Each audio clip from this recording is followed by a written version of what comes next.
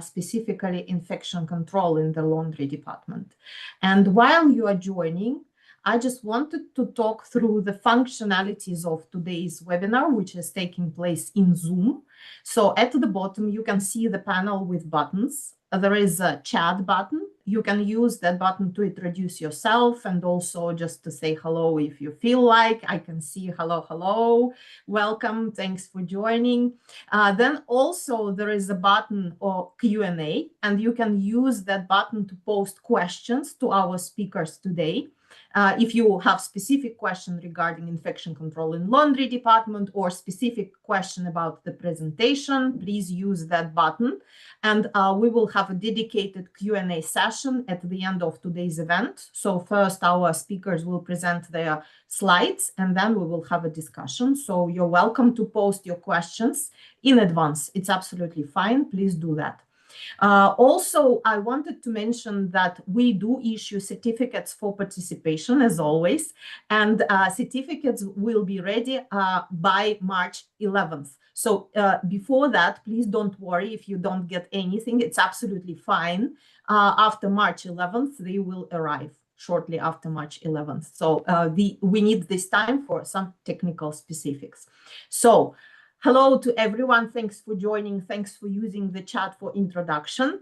And I think it's time to start our discussion of today's very interesting topic. So I'm usually the moderator of IC webinars, but today also I'm a speaker in the webinar because I'm an expert in healthcare quality and patient safety. And my presentation is built on most common observations from our visits of the medical facilities, from my own experience in healthcare quality, what I observed, what facilities are struggling with. So let me share my presentation and give you a brief overview of that.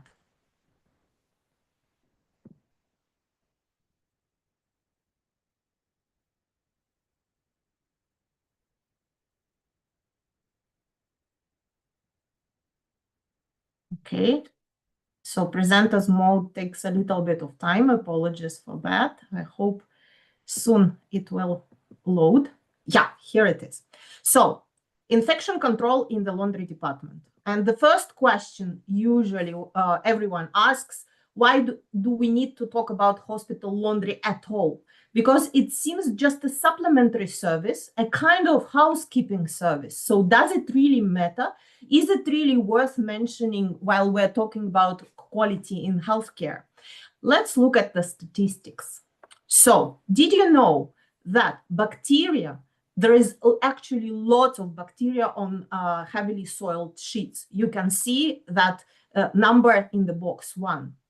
So it means that laundry, it's not just housekeeping, it's a tool, a very powerful tool of infection control. And proper laundering can achieve almost 100% reduction in bacterial contamination. But there are lots of parameters that need to be taken into consideration. So one of these parameters is actually temperature.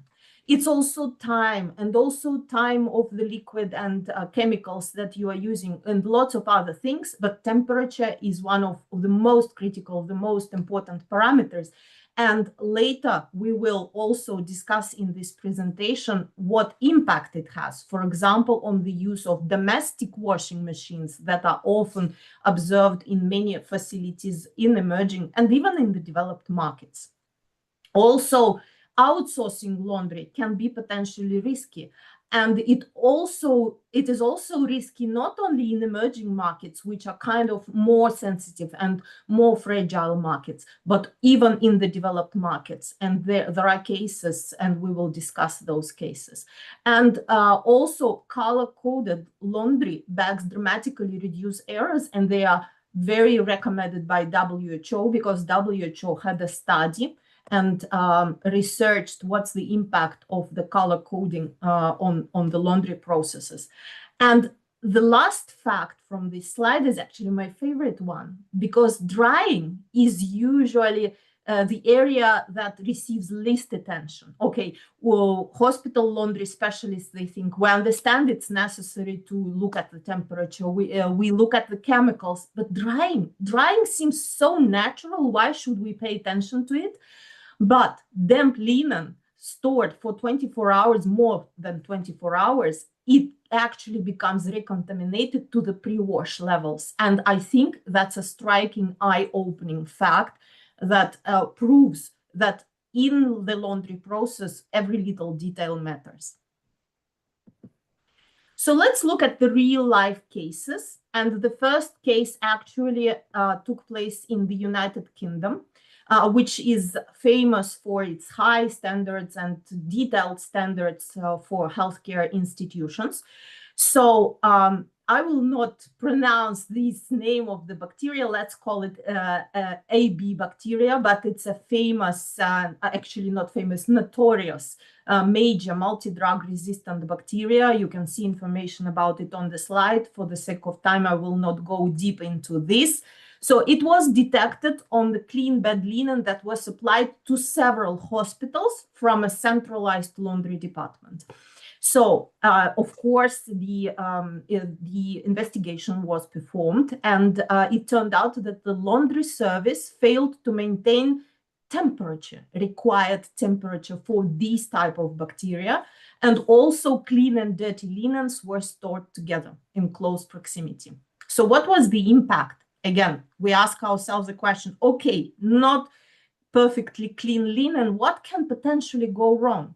But several ICU patients were infected. And in the information about this type of bacteria, you can see that especially patients in the ICU are usually victims of this type of bacteria. And investigation found that microbial contamination was in almost 40% of tested linens, which was supposed to be clean. It was considered to be clean, but due to the failures in the cleaning process, they were actually contaminated with this very dangerous bacteria. So another case actually comes from the USA. And in this case, again, a very dangerous bacteria, a source of nosocomial infection, was traced back to hospital pillows and bed linen. So in this case, the cause was damp storage and insufficient drying. Again, we see the evidence, the real evidence that drying matters a lot. And as a result, even one patient died. So 5 patients were infected, but 1 died. So can you imagine the cause of death was actually linen that was not properly washed and not properly dried. So, and you can see the fact that the number of that bacteria was actually huge after laundering. And the third incident, again, patient is involved, is again developed markets, France.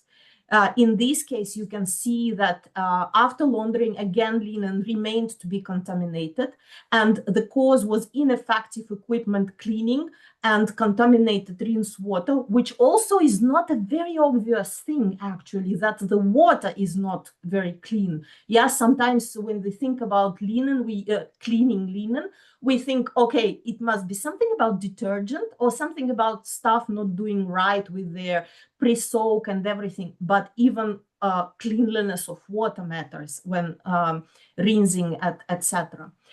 So as a result, 2 patients developed bloodstream infections and several patients received these bacteria. And you can see again, very big number of bacteria found as a result during the investigation. But it's not only patients who suffer from linen that is not perfectly clean. It's also laundry workers, and you can see that's the study that was performed and then published by the WHO, that actually the laundry workers, they are at the front. They are the first facing every floor in infection processing. They are usually the victims of it. So respiratory infections rates are very high, and you can see the examples in the description of the respiratory infections, what type of infections this can be, and also the important fact that PPE becomes critically important for laundry workers, but based on our observations when we visit facilities, they are usually neglected.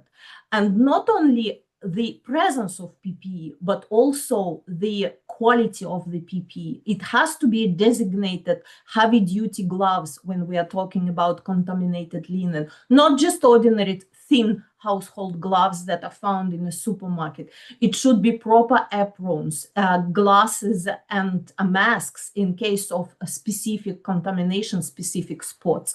But unfortunately, usually all of these precautions are neglected, and what we see either medical gloves or household gloves, and that's it. So that's definitely a lessons learned, I thought, this fact. So just to sum it up, based on the cases and on the interesting facts that we just discussed, here are the common mistakes if we want to sum it up. So it's improper sorting of linen, inadequate washing of linen, poor maintenance of equipment, unsafe handling of soiled linen, inadequate physical separation, improper storage, and lack of training.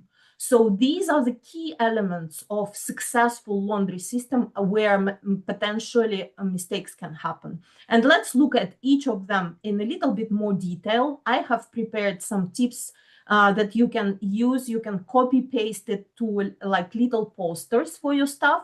We will also today share some checklists together with the slides which we send out. We will share some printable, ready to use checklists for your laundry.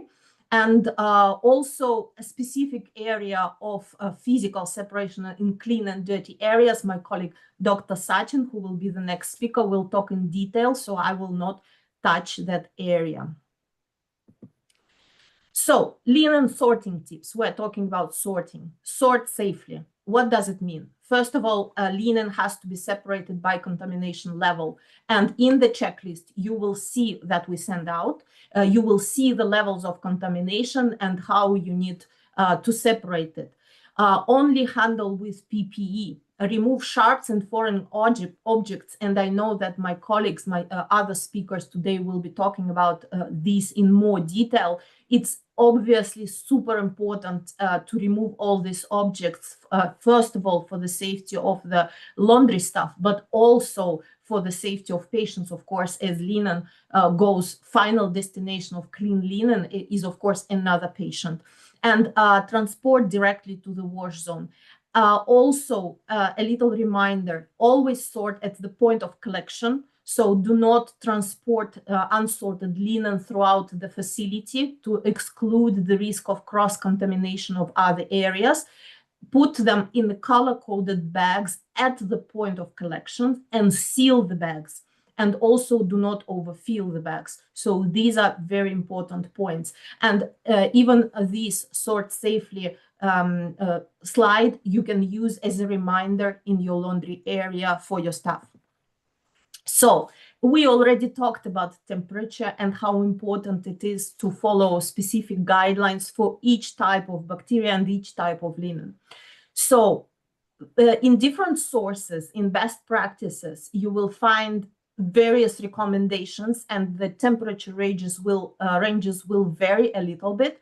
So some will be over 70 degrees, some will say at least 80 degrees, but this is average. So average for various types of linen, recommended temperatures, but you can adjust this table. You can use it as it is, but if you want, you can adjust and contextualize it to your reality. So recommendations, specific recommendations will be also for heavy soiling, always pre-treated. Do not just put it into the washing machine. Yeah, you have a soaking area, ideally in your laundry, we do hope. So pre-treat it there. Then always select correct cycle, because the cycle might be too short for a specific type of linen, and then one of the important parameters becomes neglected.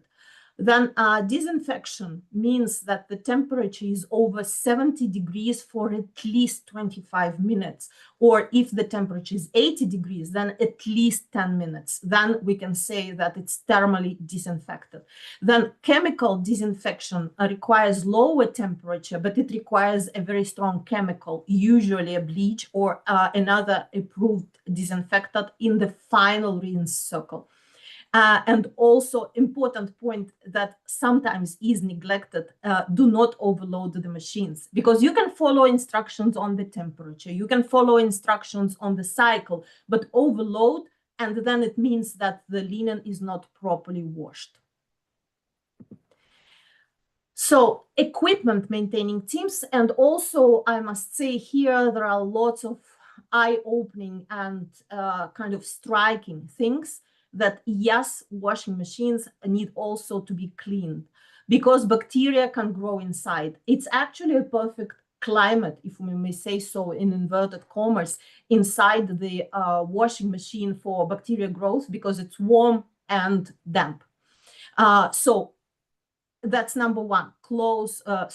Wash and disinfect regularly, and ideally have a log for that. Check temperature and chemical dosing that again it meets the specific type of linen that you are washing. Inspect for seals and problems, and also replace if something is cracked or worn, and in this case you need to work together with maintenance engineers. Make sure that they come and check, even if it's taking precautions before something breaks. It's better to do that than for them to come too late.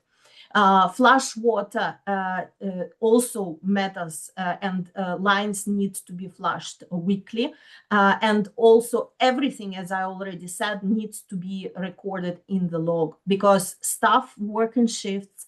Staff sometimes are working very hard and they might not remember certain things. Record every little step to make sure that things are not done automatically by staff, and then they can reproduce and say exactly what was the temperature in which cycle, because in case of an outbreak of infection, fingers crossed it doesn't happen, you will need to be able to trace it back to specific cycle of laundry and also withdraw all laundry from that cycle.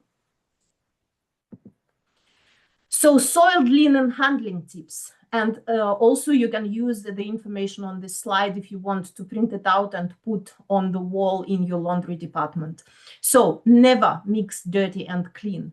Do not shake or toss linen, no matter where you are sorting it, taking it, either at the point of collection or inside the laundry department. We often see that staff, in order to check for foreign objects, even sharps and needles inside the linen, they start shaking it. It's a big, big mistake. It actually contaminates the air and puts the staff at risk of respiratory diseases. Never handle without PPE, never overload bags or carts, never use damaged or unlabeled bags, because first of all, unlabeled bag, nobody knows what's in it. Even if it's high risk contaminated linen, nobody will know that, and some staff without proper training can be exposed to it. Or damaged bag, when you transport it along the hospital, also can contaminate everything around. So for the same reason, do not use unsecure bags for transporting. Always separate routes for clean and dirty linen. And I think it's also a very obvious fact, but sometimes neglected, especially in a rush. And always sort soiled linen, sort soiled linen in clean zones. Then clean linen also has to be stored in a designated place in accordance with specific rules. So never store in open areas, because clean linen might get infected by the bacteria even from the air. Never keep in damp or humid spaces. And we already discussed many times today that damp linen, again, increases bacteria growth in it, even if it was washed. Never leave uncovered during transport or storage. And we often see that laundry is actually located outside the hospital, especially in warm climate, and then we can see that clean linen is being transported into the main building, just uncovered, exposed to the air or rain or anything. Do not overload shelves or carts, because first of all, it restricts airflow, and this is very important.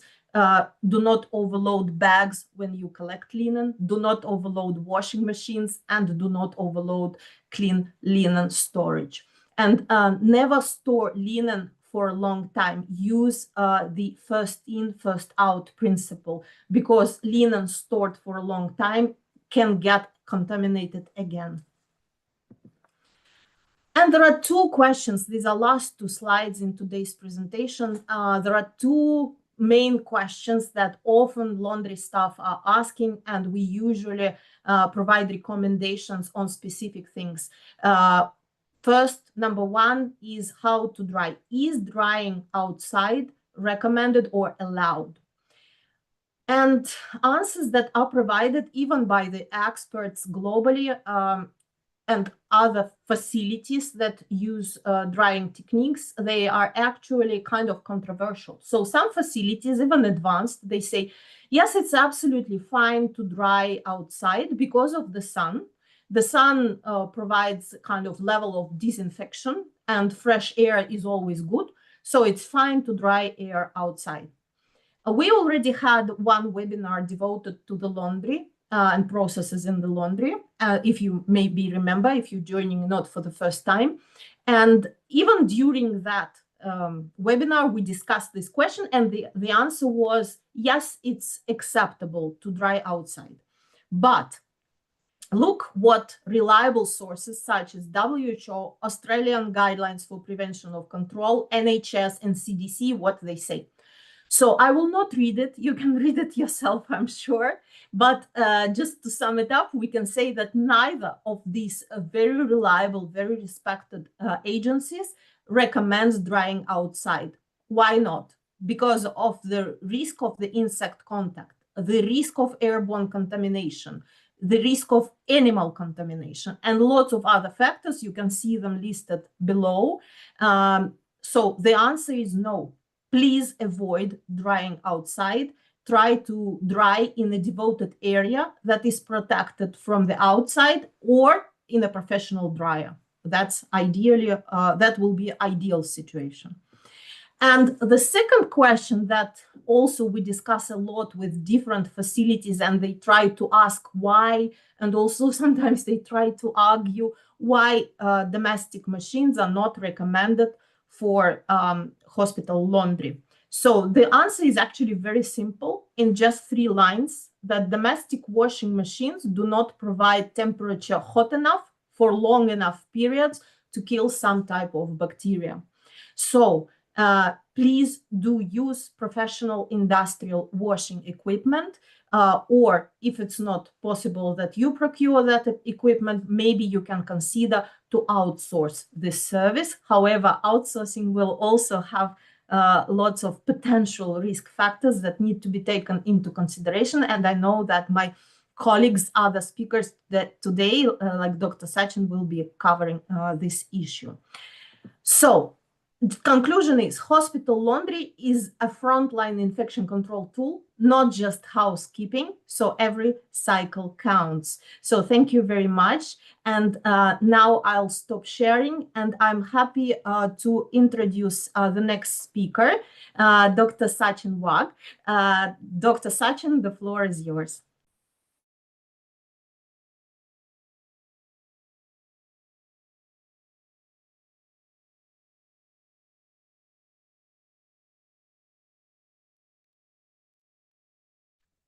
Thank you, Julia. That was quite a comprehensive presentation. I will quickly share my screen. Is my presentation visible? Yes, we can see it. Yeah, sure. So today we'll be discussing, in continuation with what Julia just mentioned and described quite comprehensively. We will get into the details of how infrastructure affects the operations. So in terms of managing infection control from laundry perspective and looking at the broader aspect of linen management, how the design or the internal layout of laundry will affect infection control. What are the risks that we need to mitigate, whilst doing this? Uh, in this particular session, as we talk about, the entire process of,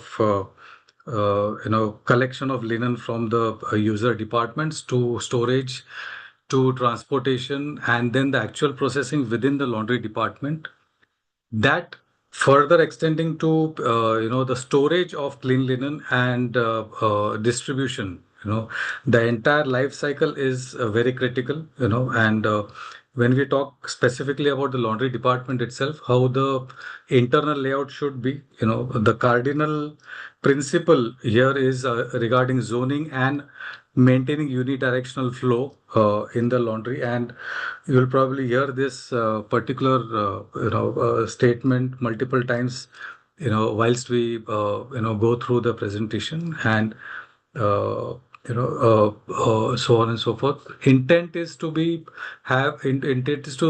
provide specific infrastructure in terms of the rooms that we require, the finishes that we require, and the safety precautions that we need to take. We'll also discuss some common layout mistakes before we end the session. I'll just quickly run you through some of the layouts that we have had encountered.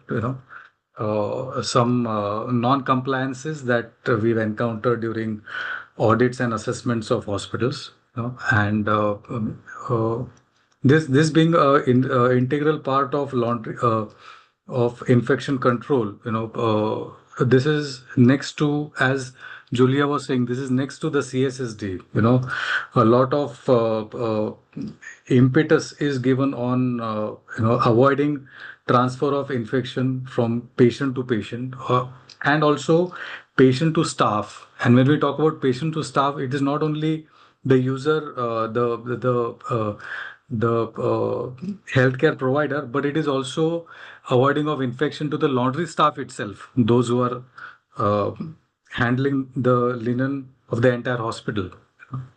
So the easier said than done, but infrastructure constraints, thankfully, are quite manageable as compared to the organic issues that we have in terms of compliance by the staff, and the organic issues that we face with staff training and other things.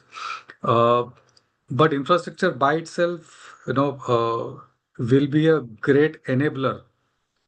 It actually gives you infrastructure to facilitate your normal or the expected behavior. And whilst we discuss the layout, the ideal layout, we'll come to understand, why we are saying this statement at the second slide itself.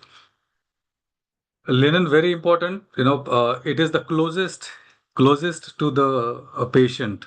They wear the uniform. They have gowns. We file during operations as well.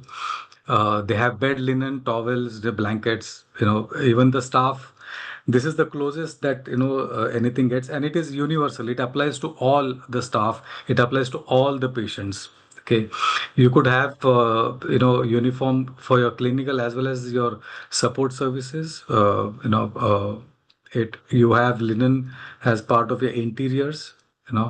So widely used linen is widely used within the hospital, and as I said, the closest to everybody because of the direct contact, with each person. And there are also some non-linear items like Macintosh or rubber mats that people still use, that need to be managed for cleanliness. So the implication of IPC is that laundry is a hospital-wide control point. Failures can expose the patient, staff, and the built environment. You can contaminate the environment. This is one picture. This is a couple of photographs I took while survey to an hospital in Kerala, in India.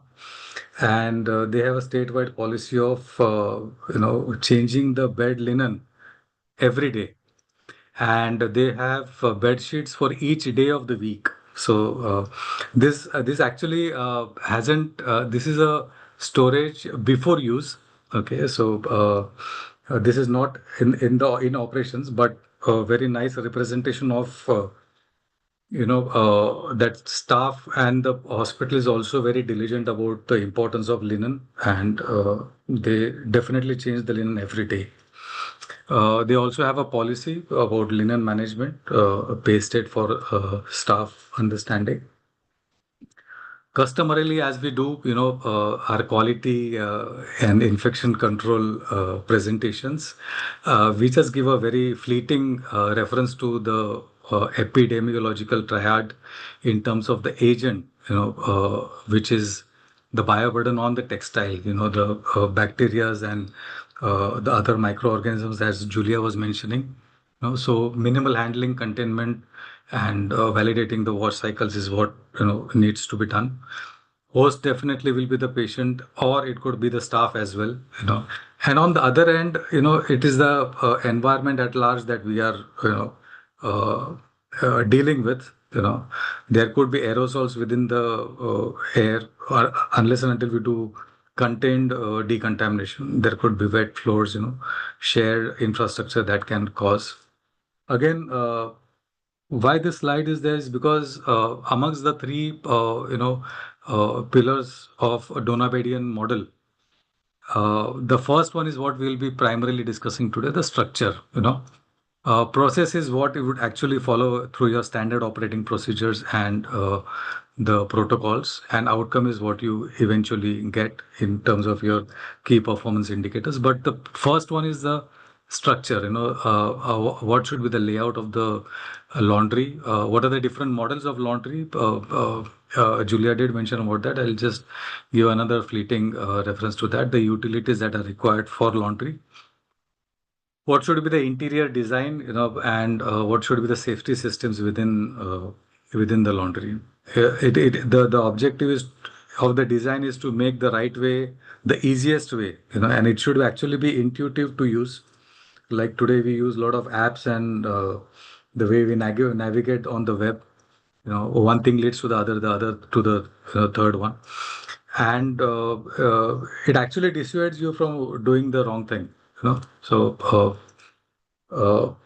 whilst we discussed about linen management, again, let me reiterate, the two, three models that we have. The first one is obviously the most common, where a space is at a scarce in hospitals, where they totally outsource the laundry management to off-site.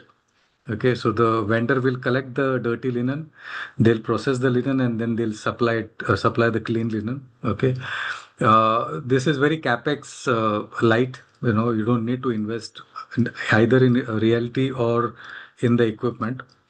But the cost of linen management per item is almost more than double. Okay. Typically, it would range around rupees 10 to 12 in Indian context per item. So it goes more than double. But nevertheless, having done that, you still require some rooms within the hospital. One is you require a dirty storage, because once the vendor comes, he's not going to roam around your hospital to collect the dirty linen. You need to, collect them together and keep it at one place. That's point number one. Point number two, if you have had heavily contaminated linen, you need to do the pre-rinsing, what we call as foul wash, before the stains become dry and fixed. So that is another provision that we need to make. And the third one is again the clean linen.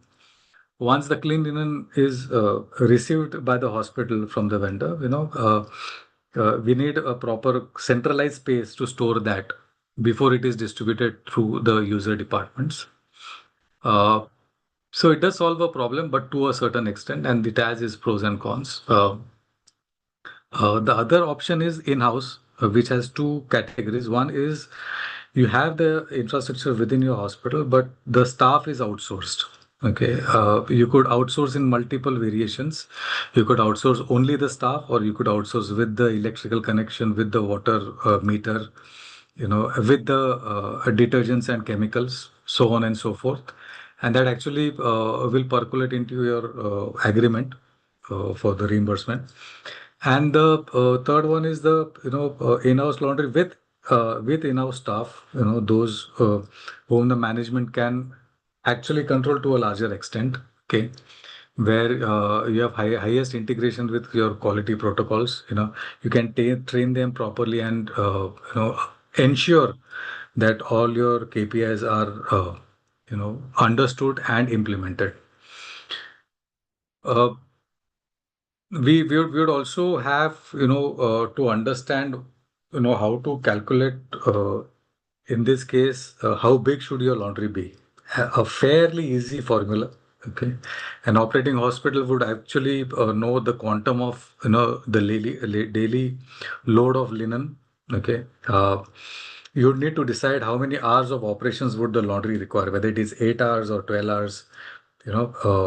And thirdly, how many machines and what buffer capacity you need. It's just a multiplication and dividing formula that will give the quantification of machines. And it is always better to have some buffer capacity and maybe a smaller size machines, like what they do for autoclaves. If you have two 400 liters, you may as well have one single 200 liters, so that you could manage smaller loads as well, giving that flexibility. Coming to the details of the internal layout. Okay, you have strictly two zones within the laundry. One is the dirty zone, and the second is the clean zone. And you have a barrier in between. The black fat line here represents the barrier. And once you receive, you weigh the dirty linen. Okay, there is sorting of linen, which again happens in a contained environment. Wherever required, foul wash or pre-treatment is undertaken. Uh, there are different entry points or exit points. Must have dedicated soiled receiving and sorting area. Uh, there is adequate hand washing facilities in the laundry area. Okay. There should be a donning and doffing area before you enter the dirty area. Okay, and also a dedicated storage, for safe chemical storage, because by and large, many a times we have seen that the containers are left vacant, and they are left open, and they are left open on the floor. It happens many a times that there could be minor accidents, and there could be again a hazmat issue. Okay, so to avoid that, uh, plus, you need to have a dedicated clean storage. We'll get into the details of this in the next slide when we actually discuss the layout. Uh, then there are barriers that we need to establish. You have options of double door washing machines, the way you have horizontal double door autoclaves, which is the best possible thing that one could have. Again, dedicated trolleys and carts, separate for soiled and separate for clean. Okay. There's something called as programmed chemical dosing. Most of the advanced washing machines, they have a manifold of detergents and chemicals that connect to a control panel. And depending on the cycle that you choose, okay, it will give metered doses of those reagents to the washing machine at definitive cycles. Okay, and that takes a lot of management headache from your head, uh, which is what we would again recommend. Then there has to be separate clean exit or dispatch window. Definitely an on-site water treatment to soften the water in case it's the ppH is very high, and again effluent treatment again, an environmental requirement. The critical control points here again are containment of point of views, containment at the point of views, what Julia mentioned, segregating at source, dedicated dirty receiving, and then programmed chemical dosing, and protect the clean linen before dispatch. Uh, you know, I'll come to this slide in just a minute. You know, there was a lot of scouting that I did even in my own projects, to find near ideal or near perfect layout. So this is something I've made especially for this presentation because I couldn't find one. Yeah. So we'll go through the. This is the layout of a laundry, a typical close to ideal laundry. Okay, and we'll go through the points what we discussed. So the laundry would essentially have a separate entry for the dirty linen, which is collected by the hospital staff. Okay, and it would have another entrance for the neutral area. Okay, you could have a third exit for the clean linen directly in case you have that option. But let's first discuss the neutral area. And this is the predominantly missing area in most of the laundries that we have seen. You know, so you have a staff entry area where you have the office of the laundry management itself. You have the supervisor, you have the manager, you have the internal stores of the laundry. Okay, whatever material is required for linen processing. You would also have staff utilities in terms of the attendance system, your, drinking water, maybe a small staff room.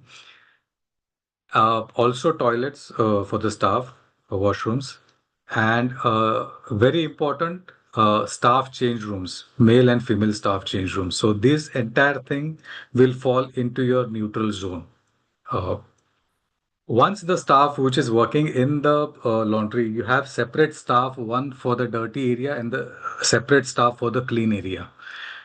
We, I understand there will be a lot of questions in terms of shortage of staff or efficiency. Uh, in case you need to use the same staff for both the areas, you still need to go through the cycle of your changing, your attire, your PPEs, and then going into the other zone. So as far as you are doing that protocol, it would be fair enough to use the same staff, but then that itself will be a very tedious process for obvious concerns. So having said that, once the staff comes, now let's assume the dirty, the staff working in the soiled linen compartment. Okay, so having changed, the staff would actually go through the donning area, okay, don the PPE, and then enter into the soiled linen section. The PPE usage varies from, what is the linen that you're going to address. If you're actually going to open a bag which is heavily soiled, then you need to be fully protected even with your face shield. Having entered this zone, then you would actually sort and weigh your linen.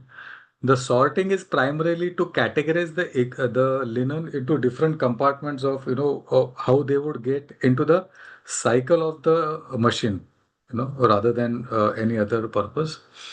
Whatever is heavily contaminated will have a foul treatment. Okay, this itself is a another washing machine of a smaller capacity, which would rinse and wash the linen. Having done that cycle, the linen would still follow the same procedure what the other linen is following. Okay, so it doesn't absolve you of further steps.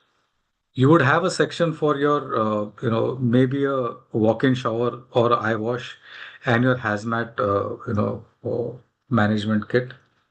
And you would have a sub-store for detergents and chemicals, what we just spoke a little time back. Having done that, we have in this particular case two washing machines which are double door, and the loading is from one side, and then the cycle happens. Is undertaken. Once the cycle finishes, the door from the clean side is opened, and then the washed linen is offloaded from there. Uh, After that, then it would go through the dryers, okay, for losing out the moisture, and then the ironing department, where you would have calendering machines, you would have personalized irons. Now you have mechanized irons as well. And then again, quality control inspection of linen. Okay, some tailoring, mending if required. Okay, that would happen here. Mind you, this tailoring, mending is of the cleaned linen. You never do that, in the primary stage. So that's again a very strict understanding. And why we have created this room rather is to represent that the clean linen has to be protected. Okay. Having said that, the clean linen stores obviously not kept on the floor, but at a level higher to avoid obvious contamination. You have two options: either to uh, pass it through the door, which is what usually happens with bigger trolleys. They have loaded linen, and then it is very practical. It is not practical to have only a dispatch window. Dispatch window will work obviously only for dispatch of small items of linen, say a uniform and things like that. So you could alternatively have a separate dispatch window directly outside to the corridor, in case your layout, layout accepts that particular uh, variation. So coming back to the layout, within this layout, it is very important to have cleanable surfaces of your laundry. And when we talk about cleanable surfaces, we have obviously areas like flooring. Okay, you have the walls, you have ceilings. Okay, uh, floor will maintain a little bit of slope. Okay, because there will be a lot of water spillage, especially in the soiled area. You would have slope in the floor so that you have floor drains where this can be drained out easily. Again, solid surface flooring, which is impermeable. Okay. And also it is better to clad the walls with tiles. Okay. Again, for obvious reasons, paint will wear out in moist environment. And at the corners of the wall and the floor, it is better to have coving at those right angle junctions so that there is no dust or dirt accumulation there. Uh, a lot of impetus is given to hand washing in the dirty area, in the dooring doffing, especially in the doffing area as well. Okay. Zoning, strict zoning, as we spoke about, a hard barrier between the dirty and the uh, clean areas. Now, whilst we've continuously say that you have to have unidirectional flow from the dirty area to the clean area, uh, the air movement will be the other way around. Okay, the air movement will be more positive pressure on the clean side, and there will be negative pressure in the dirty area. So you'd have exhaust and dirty uh, those exhausts. Separate cards.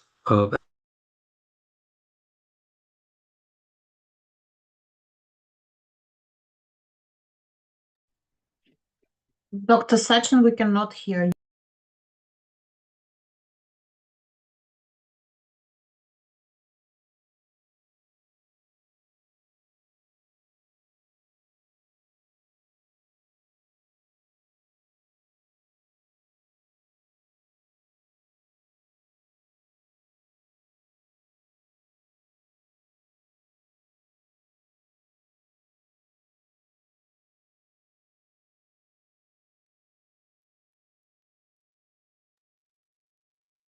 I think Dr. Sachin is now trying to reconnect. Apologies for this. Probably he was having issues with his connection, but he will come back. soon. So meanwhile, I just wanted to say thank you very much for being so active with your questions. It makes us very excited because we understand that we inspire this great conversation, this great discussion with youth. So thanks a lot for posting your questions both in Q&A and also in the chat. We will take many of them during our Q&A session with experts for sure. And also I wanted, Dr. Sachin is back, just a second. I just wanted to mention that some of the questions we will be posting answers in our community of practice. It's on Facebook, and it's a chance to partner and also to discuss certain things with similar hospitals like your hospital, like your facility from all around the world. There are many participants there and lots of great things are being discussed, not only on infection control, but also on lots of other topics. And I'm kindly asking my colleagues to share the link. I think it has already been shared. So please join our community of practice. We do hope that you will like it. And also we will definitely have a post there on infection control in the laundry, because I already understand there is need in that. And very specific, very practical questions are being asked. So Dr. Sachin, are you ready to resume your wonderful presentation? Yes, Is it yes. I'm okay sorry. now? Yes, Yeah. yes. Okay, great. Please. So I hope we went through the ideal layout, and the point that we were trying to make is that a lot of people would say that, you know, we don't have double door washing machines. How do we ensure zoning? So there's a workaround in that case, in which case, you have a common area, okay, and that is again a second sort of a neutral zone. But then what we need to ensure is that staff from both the sides do not come at the same time. You have to do the timing of utility of this zone. So they would definitely happen in alternative periods. It's better to have glass doors here, or doors with glass panels, so that people can actually see if the other staff is there inside. The other layout follows as earlier. Okay, and then not to forget, we have these utilities in terms of air handling unit for maintaining the clean air in the department. Primarily not only for comfort, but a lot of heat is generated in the department. Washing machines, dryers, ironing is there. That being one part. Second, the microorganism load is more on the dirty side. So ventilation definitely very important in this perspective. Water treatment, again, to ensure the right kind of water supply. Uh, a lot of laundries require a boiler which does the steam generation, and even compressor for hydraulic use. And not last but not the least, effluent treatment plant before you drain your wastewater into the municipal drains. The effluent treatment plant might be, a part of your larger hospital ETP, which is why we have a dotted line here. So not necessarily it is connected or dedicated to the laundry itself. Having said that, I'll just briefly run you. I know Sophia is waiting for her presentation, but common mistakes, common NCs that we see, during assessments. A lot of times, foul wash is done within the department. In one of the inspections, I was actually had a minor heart attack. The cleaning staff was actually using the hand spray in the washroom on the Macintosh, okay, to clean it. And this actually is a complete no-no, because there are a lot of splash risk, a lot of aerosols in the environment. This particular thing has to be happen in a contained environment. If at all you need to do it, you have to do it in your dirty utility with proper PPE. Again, overfilling of bags, what we have seen, since we need to tie these bags, many a times either they are overfilled, or even there is air causing pressure. If we have a lot of loading in the cart itself, the pressure itself might lead to bursting of a bag or something like that. Again, swapping of cards or interchanging of cards, which has to be avoided as much as possible. Having single entrance to both clean and dirty, crisscrossing of clean and dirty. Uh, there are places where we have seen the toilet in the clean area. Okay, uh, we have seen cases where the change room itself is not available. Uh, lot of places where you have broken tiles in the floor. There was a case where we actually saw a rodent in the laundry. Something that we need to be very careful about, because inevitably, by and large, many a times laundries are placed on the ground floor. Improper finishes like weared out paint of the uh, walls. Having no ceiling is again a very dangerous scenario, where you have a lot of services running up and there is no source or avenue to clean that particular dust, especially when in laundry you have a lot of lint that is generated. Okay. uh, Cracks even at the coving. You have deep pits within the laundry itself. No ventilation. So on and so forth. So the variations have been in multitudes of magnitudes. I'll just discuss a couple of layouts. You have one particular laundry here. So you have a reception here, crash cart wash. You have separate entrance for the male and female staff changing room. It opens directly into the washing area. Okay. Then there is entrance to the sorting and record, chemical storage. It does follow a unidirectional flow, washing and then drying, and then dry folding area, ironing area. Okay, but there is the hard barrier is not there.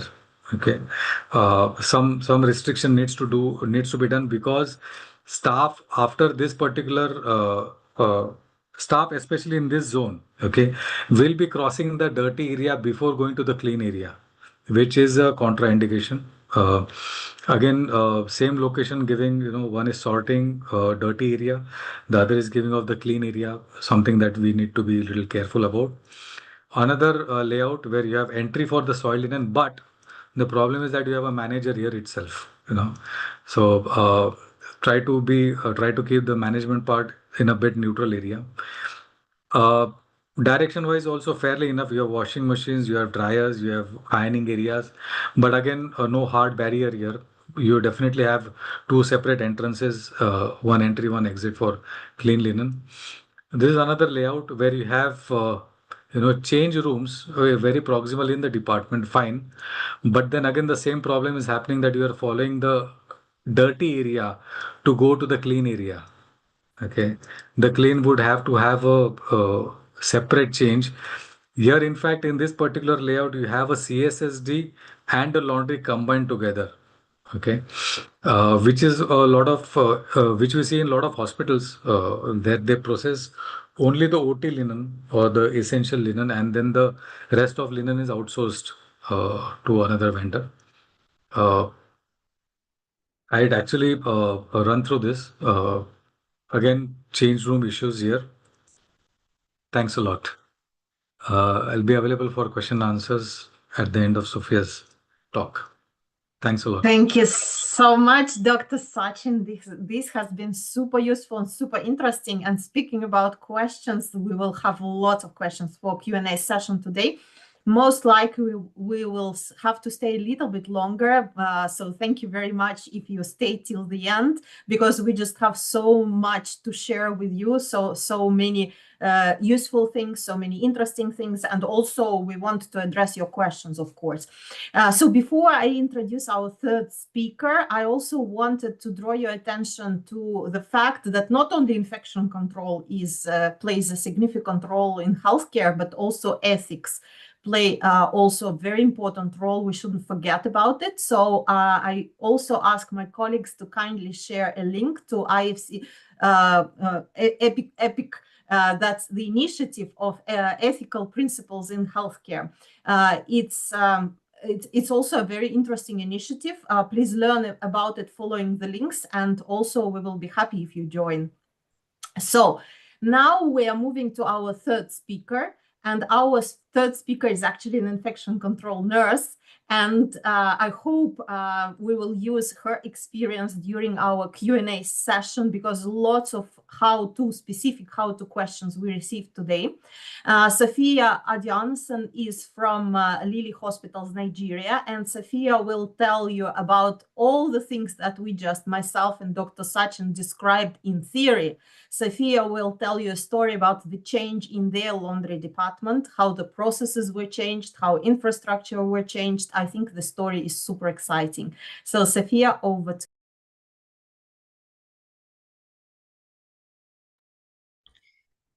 you. All right, thank you. I will share my slide now. Okay.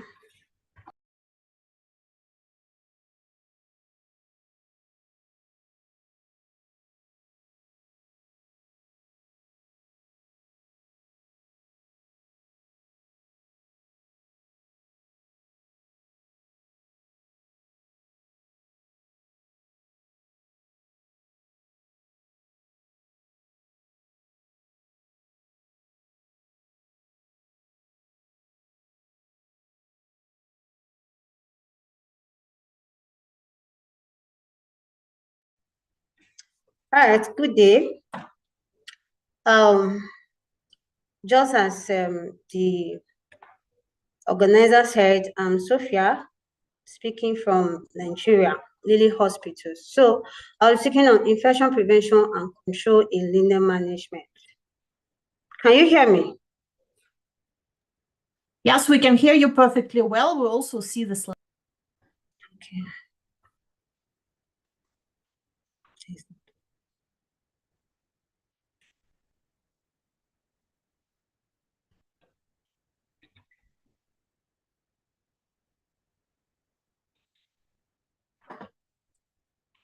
So my presentation will be done under this outline.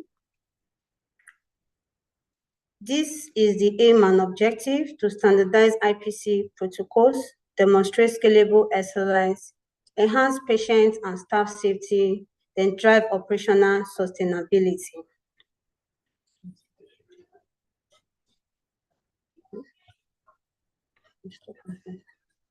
So by way of introduction, we say infection control in the laundry involves implementing strict procedures to prevent the transmission of pathogens from contaminated textile to staff, residents, or patients. Adequate laundry services are essential to safe and effective patient care. When we actually handle soiled linens properly, it poses minimal risk to the handlers and the users. Infection prevention does not only include clinical care, but also laundry services, which should not be taken for granted. And this is my executive summary. This slide talks about what we observe in our organization, what we are able to put in place, and at the end of the day, we are able to replicate this in other of our branches.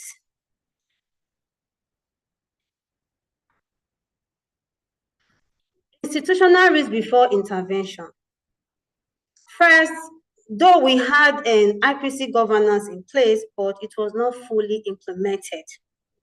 There was still cross-contamination risk due to the fact that both the clean and the dirty aspect of the laundry were situated in the same place without any demarcation. Staff were being exposed to biological hazard and shaft injury risk. Non-standardized processes were actually affecting our accreditation readiness, then operational inefficiencies affecting patient safety, and institutional risk profile. Why did we make the changes that we have today? What actually triggers them? First, it was desire for standardization that aligns with COSASA. COSASA has to, the full meaning of COSASA is Council for Health Service Accreditation of Southern Africa, the International Organization for Standardization Accreditation. We actually needed this, and we have to put in efforts to ensure our laundry is up to standard. The IPSG awareness, especially the IPSG 5, infection prevention and control, international finance cooperation, Kaizen, which has to do with improvements, leads you improvement at every point in time to get a huge result at the end of the day. Then, last but not the least, 5S. Lily hospitals, this is the laundry cycle in this organization. As you can see on my right part, where you have the red color, it represents the dirty aspect of the laundry, while the blue color is representing the clean area. So the dirty aspect actually starts from collection of use of linens in patient care, which are being collected from the different departments. It ends in transportation of dirty linens to the laundry. Then while the clean aspect is washing and disinfection of linen down to the storage of clean linens.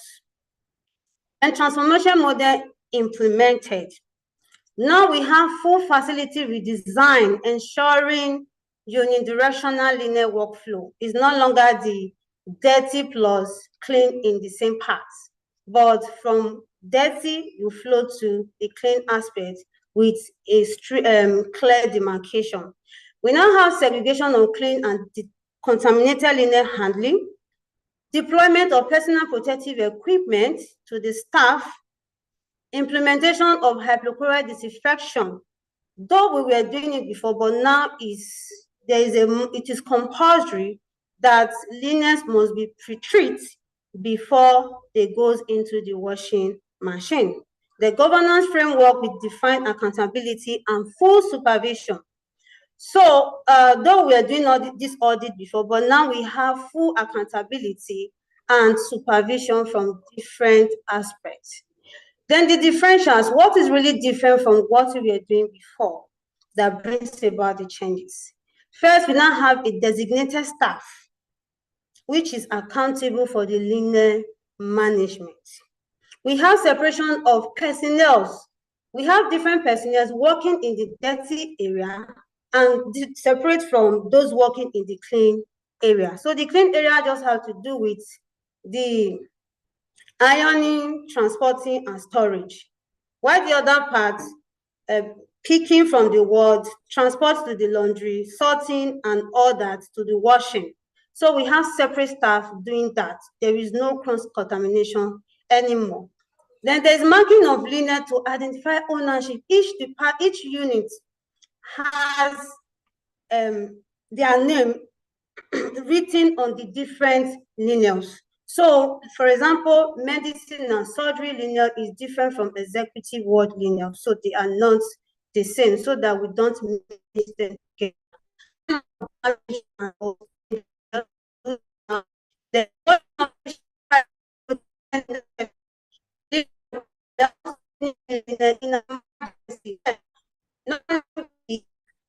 Supply linens to the ward, let's say 6:30 a.m. to 7 a.m. in the morning. But now, in the case of emergency, that is PRON, we still have a way of dispatching linens to the respective department that need it at that point in time. Wearing of protective clothing.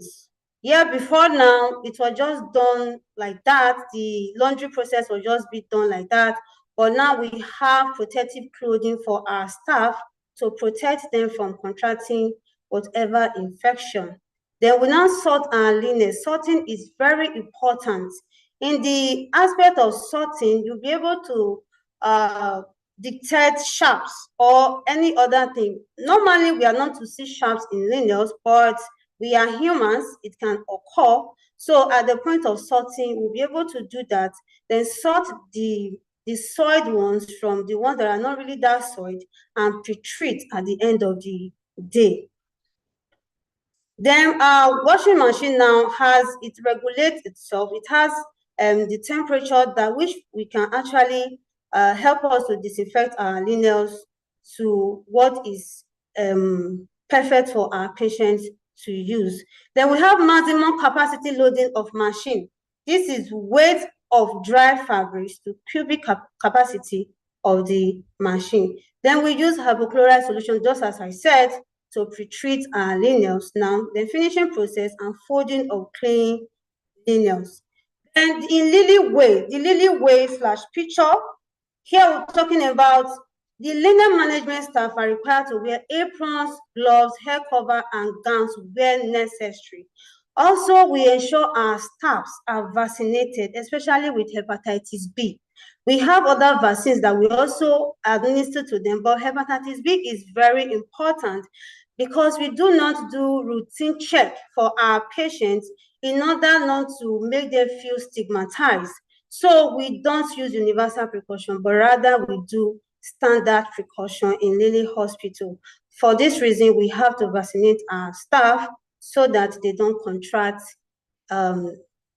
preventable infections. Then linear management training. We cannot overemphasize training.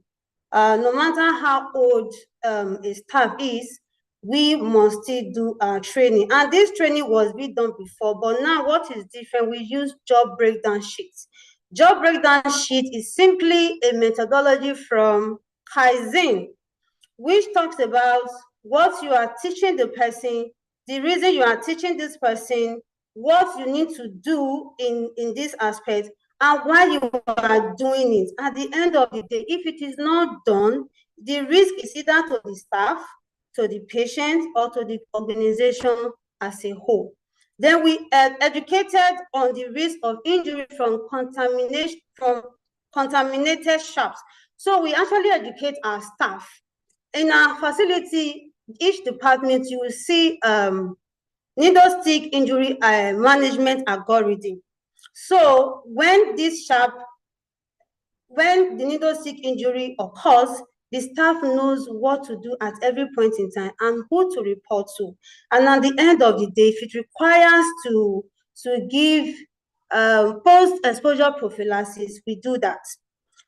Then we also expanded our facility. Just as I said earlier, our facility was just, the laundry facility was just a kind of one unit where the dirty and the clean is done in a particular place.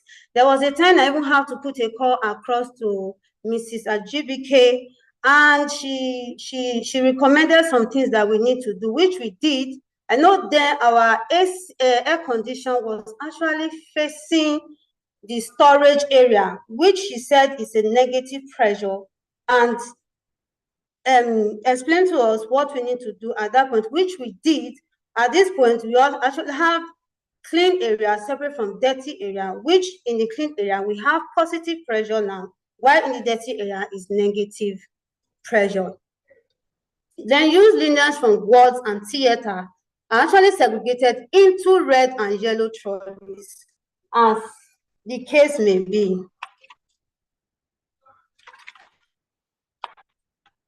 Before we finally move to the laundry. From there, we see the yellow and red cards. The red card is actually for soiled and infectious lineals, while the yellow is just for dirty lineals. So when they are collected from the patient bedside, as they are changing the bed lineals from patient bed, it is being deposited into yellow or red bag immediately without touching the floor or any other surface.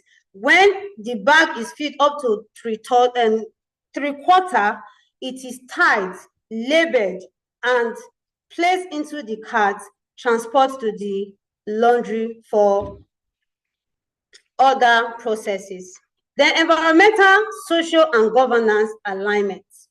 So the environment, it has controlled disinfection and contamination management. Then social, improve staff safety and patient protection. Governance, defined accountability and standardized operational control. These actually support IFC sustainability and healthcare investment standards. It has helped to strengthen institutional resilience and operational integrity. From my picture, you will see that on the left, that is the former laundry. That's how the laundry facility looks like. You can see it's just a single waste bin, which is for domestic waste, which is non-standard. Then the sink area does not have hand washing, or let me say hand hygiene algorithm. But in the new facility, which was redesigned, there's even a door that is at the entrance, which prevents unauthorized staff from entering the dirty area of the laundry. Also, we now have a lock, even in the clean area, that is also preventing unauthorized staff from entry there. We now have 2 waste bins for clinical and domestic waste segregation. And for the streets area, before, what we have is just the bath that are there, but now we have water heater included, and the 2 waste bins are also present here. The water heater helps us to produce water temperature that meets that point, that will help us to disinfect our linen and make it perfect for our patients to use. Then this next slide is also showing our before and now. Our washing machine was just a traditional, which is just a manual washing machine that we just wash and spin. That was all.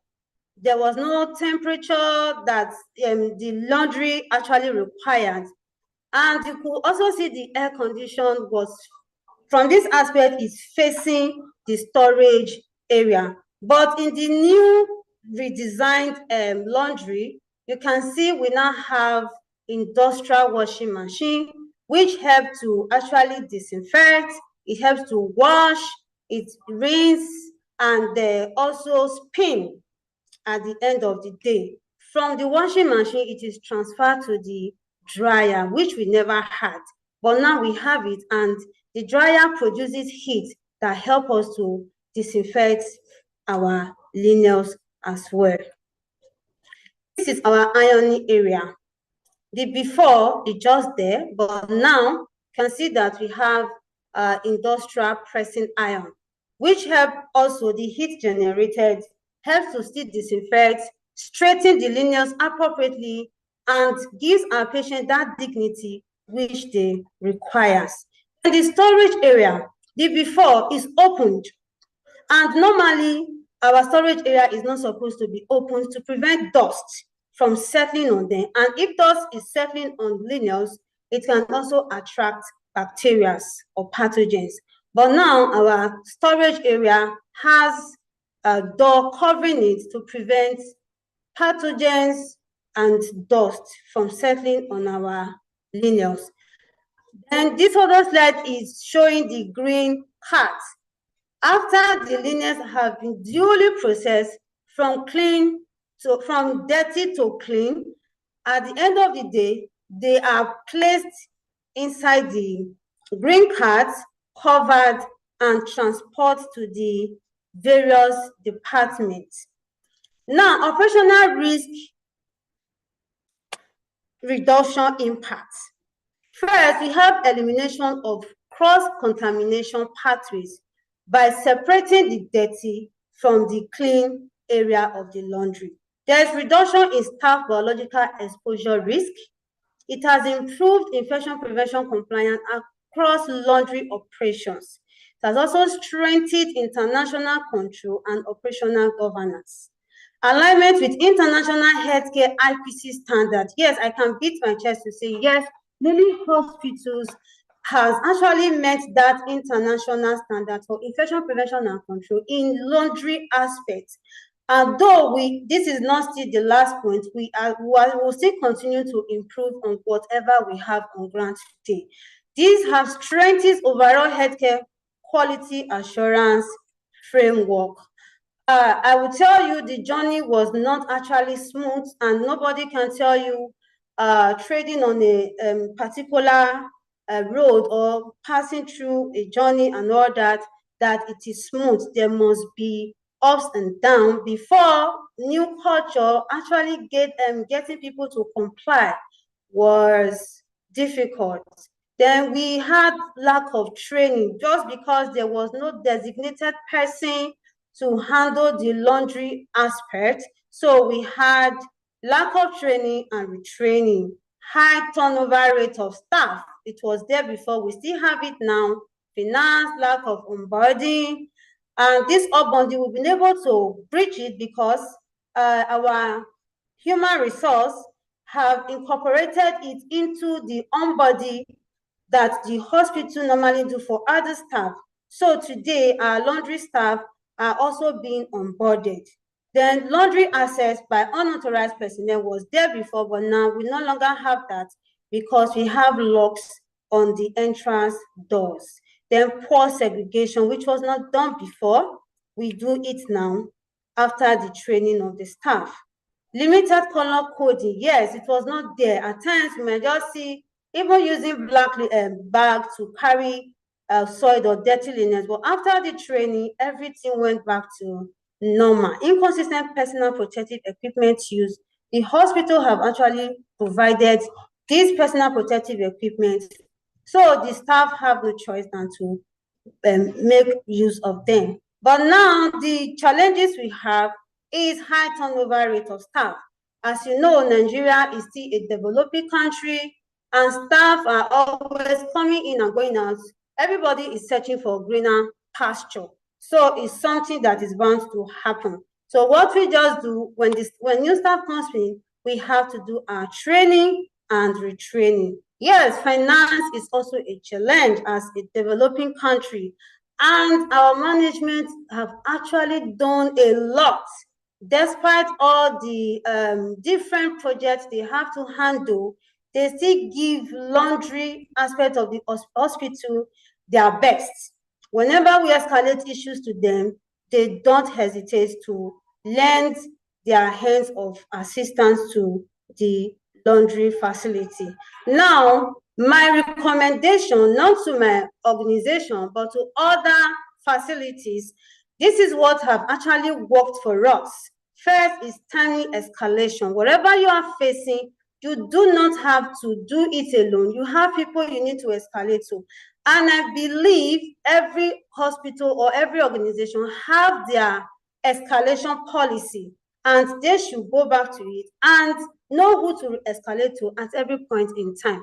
Then leadership support, that is another very huge support we had here in Lily Hospital. Whenever we escalate, the leaders are not just there to pay deaf ear, but rather they come to our aid. The Kaizen methodology, I'll tell you that since our CEO introduced Kaizen into Lily Hospital, it has really helped us a lot. In the sense that Kaizen does not just tell you wait for huge improvements. No, you have to have little improvements at every point. And wherever you are saying, okay, this is a problem that is here, you have to use your three, you have to use the 3 C's to find out what is happening, or the 5 whys, what is happening. Then you know what to do, who to do it, and when to do that thing. So I will tell you that Kaizen has really done a lot for us. And training and retraining can never be overemphasized. No matter how old that staff is in that organization or new, training must be done, because at every point in time, you might really forget. So the staff needs somebody to remind him or her on what to do at that point in time. In my conclusion, I will say transformation has strengthened infection prevention and institutional safety. Operational redesign has significantly reduced infection transmission risk. Governance and compliance framework now aligned with global standards, provides scalable models supporting IFC healthcare investment strategy. It has actually positioned Lily Hospital as a leader in infection prevention and control, operational excellence. It is not negotiable. So these are my references. Thank you so much. Thank you so much, Sophia. This is a wonderful case. Thanks a lot for being so open. And thanks a lot for sharing all the details. I can tell that you inspired our audience a lot. We receive lots of great feedback. While you are sharing the slides, you probably cannot see it in the chat, but I encourage you to read the chat and just see all the thank yous. And I'll just echo one of the most common comment in the chat. Well done, Lily Hospitals. Well done, Sophia, on all the improvements you described.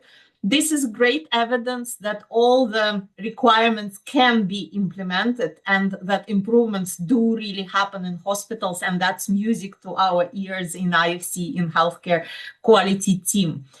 So now we're moving to Q&A session. And by the way, as I already said, we will probably stay a little bit longer. So thank you for staying with us. We are really trying to address most of your comments. By the way, today we have a record in the number of questions. So thank you so much for being active. We can tell that this matter is very important to you, and also you are very knowledgeable and already doing lots of things in your facilities, because the questions are very professional, very specific. So we can tell that you are really eager to improve very little detail in the processes that you are doing and in the infrastructure as well. So first, I wanted to answer one of the most common questions about sharing the materials. Yes, of course, all the presentations and all the slides will be shared with all the participants. And also, there was a question about references. You can see, you probably just saw in Sophia's slides, there are references, also useful materials. So you will receive the presentation, will be able to see and scrutinize all of them. Also, I wanted to take specific how-to questions and maybe start our discussions with experts from this point. So there were lots of questions about how long and how to. So one of them, for example, was how long to store clean bed linen. I already replied to that question in the Q&A section, that the global best practice is to store it not longer than 24 hours and use the first in, first out principle, as we already discussed. The next question is actually a very interesting one and a little bit kind of tricky. So the question is how often to change bed linen for patients. And global best practice, if you look, you will find it in multiple sources, says that it should be done also daily. So it's basically once in 24 hours, and also after each time it is contaminated by body fluids or by blood or other body fluids. So my question will be actually to discuss with experts, is it really possible in busy hospitals to change bed linen daily? Or if not, what would be the compromise solution? So Sophia, how is it done in Lily hospitals? Dr. Sachin, what do standards say about also like compromised solutions in inverted commas? Okay. In Lily hospitals, I hope you can hear me. Yes, we can hear you perfectly. Okay. In Lily hospitals, our bed linens are changed daily. 6 a.m. or when the patient is ready. So normally after the patient has finished taking so when they go to the bathroom to take their bath, or those that we need to do bed bath for, at the point of doing it, or when the patient is in the bathroom, we just change the bed immediately. So if it is the one that is bedridden, after bed bath, we change the bed and when necessary. That is how we do it in Lily Hospital.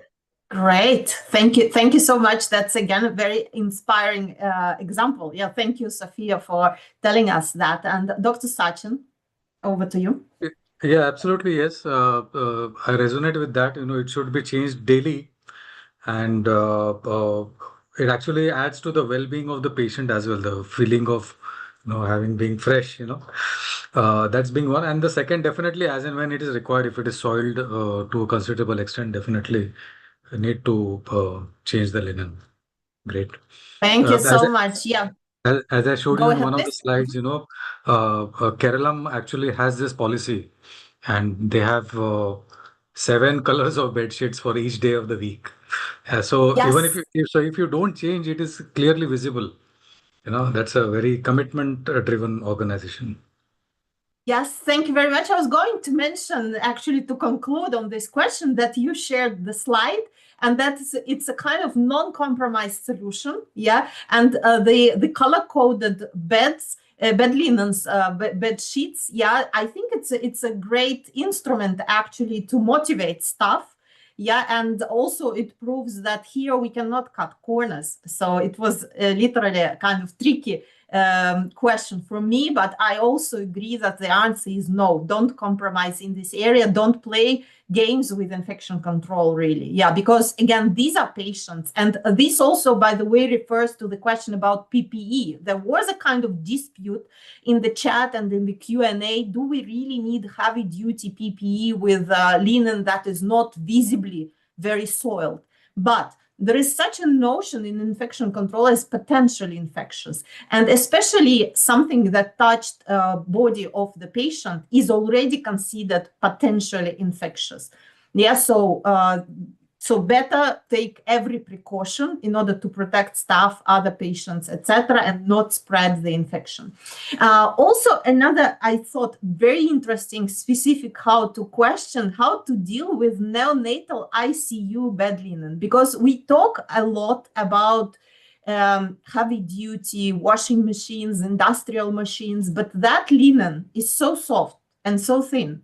So what's the right solution for it? Should it be an exclusion for that type of bed linen, but also neonatal ICU, immune-wise, yeah, these are super sensitive patients. So how to be with that type of linen? Sophia, Dr. Sachin, maybe let's reflect on it. Yeah, there are cases when we have actually seen a full-fledged washing machine within the NICU dirty utility. That's because the nappies too frequently they need to change those. Obviously one would use a soft detergent rather than harsh chemicals. Okay, but by and large, again, in recent times and especially after COVID, there has been a increasing use of disposables. That's again something that we need to consider whilst we are talking about an ICU. Yeah. Okay. Yeah. Thank you very much. Sophia, if nothing from you, we can move to the next question, or do you have anything to add to this? Okay. For ICU linens, there is not much different from how we handle other linens as well. There's still use of personal protective equipment, minimize contamination, and all that. And what I will add is that from time, maybe like every 3 months or every 6 months, there should be a check on them, like doing a swab down to know whether the linens are actually very clean for the patient to use in order not to further compromise their health. Okay. Thank you very much. And the next question is also very, very practical and very specific, testing the water quality. How often, what's the recommendation, what's the reality, how often hospitals do that in reality? Again, can we compromise? Can we cut corners in that? So, Dr. Sachin, maybe you start. Sorry, I didn't get the last sentence.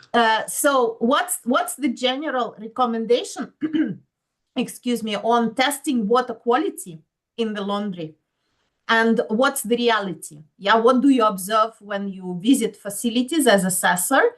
How often is it done? And what does the recommendation say? How often it should be done?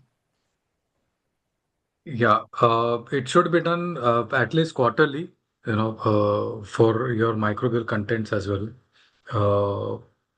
And how frequently they do it? They definitely do it regularly when there is an assessment pending. That's a great answer. Yeah, but it's after all, quality is left to everybody's conscience. Yeah. But the positive thing is that this question was raised by many of our participants. So I would believe that our participants are more an exclusion and they really want to do it right without external checks.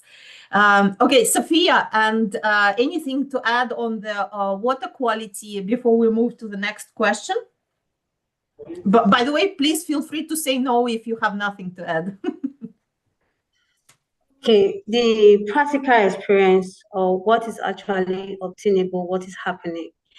Like here in Lily hospitals, we normally do our spot checks. Our infection prevention and control committee, we meet every week.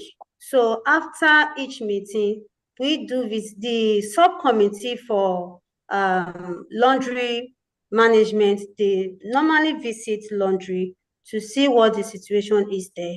And in our IPC policy, we have something there that we should do audits every month, which we actually do, and the training and retraining of the staff, and we ensure hand hygiene is being done by the staff. So that is it. Thank you. Thank you, Sophia. You're setting a great example. And again, also demonstrating, that everything is possible if you want to improve. You need to follow the rules, or sometimes even exceed the requirements, because it's for your own sake and for the sake of your own patients. Actually, there is a very interesting question, I thought, and that's why I picked it up. By the way, thank you for posting your questions. We will not be able to take all of them, unfortunately, today. We will, I think, stay for another 5 minutes, not more. But we will publish some information addressing your questions. Maybe it will be a blog, an article with experts. We'll decide in the community of practice. And we already shared the link with you. So please join. We already understand there is a lot of interest in the topic. So we will not leave your questions unattended. And global best practice and specific answers to your question, we will post in that community of practice for sure. So a very interesting question, going back to it. We talked a lot about overloading machines, but what about underloading machines? I think it's more a question to Dr. Sachin as an expert in setting the infrastructure. Is there any risk in that if not enough linen of specific type, or it's still fine to wash it in a cycle in the machine? Yeah, underloaded machines actually is a heavy toll on the cost and quality as well. Because machines actually calculate a lot of internal friction within the clothes as well. But at the end of the day, it is not very economical to do that, which is why during the presentation we gave a similar example of an autoclave. So that if we have two, autoclaves of 400 kgs each, you could have an additional smaller capacity to turn around smaller quantities. Yeah, thank you. Thank you very much, Dr. Sachin. Very useful to know. And one of the most repeated questions, actually more strategic one, once we already started to talk about economical issues and economical aspects, to have own laundry, especially, after seeing your layouts and complex requirements for the infrastructure, etc., which would it be better to have? Probably we can just reflect on it and not offer a solution. Own laundry or outsourced laundry? What's the pros and cons of or benefits and flaws of each approach? Maybe let's reflect a little bit because there's no one size fits all, of course, considering the context in the country and size of the facility, presence of external providers. But just what's the advantages and disadvantages of each scheme? That might be useful to discuss. Yes, hospitals usually take the practical way out, and it's the hospital economics that prevail at the end of the day. If you have space available with you, definitely you should have it in-house because you require less sets of linen. Your turnaround time is quite higher, and it is within your control to supervise, monitor, and the Even the mere presence of the laundry being in the campus, itself creates a sort of an aura that, you have to maintain that quality. If it is off-site, if you don't have space, it's a fantastic option. Just that you need to pay out operationally a little bit more. You need to have separate vehicles for clean and dirty linen. You need to have additional space within your hospital for centralized storage, nevertheless, and like I said, the cost per piece of cloth is more than double of uh, of just the option where you would have had it in house. Uh, let's say an example: a laundry consumes around 2,000 square feet of space. Now this is an opportunity cost if your hospital is at the rate of 1,000 square feet per bed. You are two beds less. Okay, I'm just giving a figurative comparison. Laundry, anyhow, may be in the basement also, where your beds cannot be. But at the end of the day, it is left on to individual hospital. Okay, if they can afford, it's better to have it in house. Okay, that's a very clear and straightforward answer. Thanks a lot. And also with all the pros and contras, I think this very, very useful advice that you provided, Dr. Sachin. So I think it's time to conclude now, unfortunately, because I could have been discussing this with you, receiving your questions, addressing them to our wonderful experts today forever. But time is up. So I just wanted to remind you that certificates for participation, there is no quiz, no test, they are for participation, will be sent to you after 11th of March. So thank you very much for your patience. Thank you very much for being so wonderfully active today, also participating, also staying for longer with us. We appreciate that a lot. For your all great feedback, we value that. We understand that all our efforts were not in vain, and you are such wonderful listeners and such wonderful audience. We will be sharing, I'm just repeating, all the slides together with the checklists that we developed. That you can print them out and post on the walls of your laundry, or you can modify them based on your context if you feel like. So all of these will be shared with you. Don't worry, you will all receive it. Now you will receive survey on exit. Please fill it in.